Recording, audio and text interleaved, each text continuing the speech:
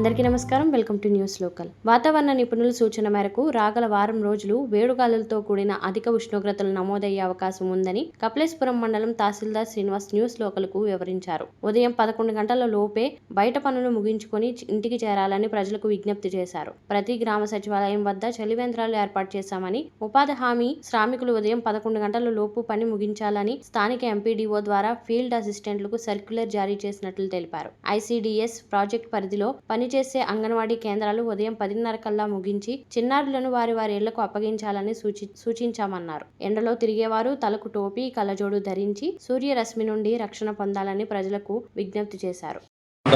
గ్రామ ప్రజలందరికీ నమస్కారం. మనకి శ్రీ జిల్లా కలెక్టర్ వారు మరియు సంయుక్త కలెక్టర్ వారి ఆదేశముల మేరకు మాకు పైనుంచి ఆదేశాలు వచ్చినవి. రాబో 7 రోజులు కూడా వాతావరణంలో అధిక ఉష్ణోగ్రత మరియు వేడిగాలులు వీచే అవకాశం ఉందని చెప్పేసి మనకి వాతావరణ సూచన ఉన్నది. కాబట్టి ప్రజలందరూ మార్నింగ్ 6 నుంచి 11 లోపు పనులు పూర్తి చేసుకోవాల్సిందిగా తెలియజేయబడింది. అదేవిధంగా సాయంత్రం 4 తర్వాత మాత్రమే బయటకు కావాల్సిందిగా తెలియజేయబడింది. అంతేకాకుండా ప్రభుత్వం తరఫున మరియు వాలంటీర్ల తరఫున కూడా మనం చలివేంద్ర కేంద్రాలు ఏర్పాటు చేయడం జరిగింది. పంచాయతీల ద్వారా చలివేంద్ర కేంద్రం ఏర్పాటు జరిగింది.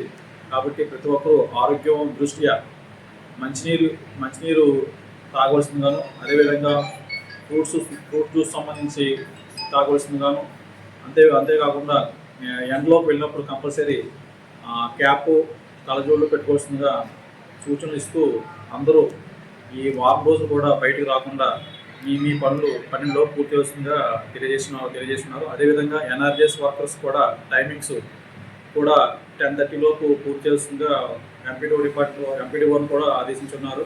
అదేవిధంగా ఐసీఐకి సంబంధించి అంగన్వాడీలో ఉన్న పిల్లలను కూడా టైమింగ్స్ మార్చినారు. వారు కూడా 11 లోపు పిల్లల్ని ఇంటికి తీసుకెళ్లి దయపెట్టవలసిందిగా ఆదేశించున్నారు. దయచేసి అందరూ ఈ 7 రోజులు కూడా చాలా జాగ్రత్తగా ఉండవలసిందిగా తెలియజేయండి. అదేవిధంగా మా మండలంలో ఉన్న గ్రామ రెవెన్యూ అధికారులకు, అలాగే పంచాయతీ స్టాఫ్ సిబ్బందికి కూడా ఈ సూచనలు జారీ చేయడం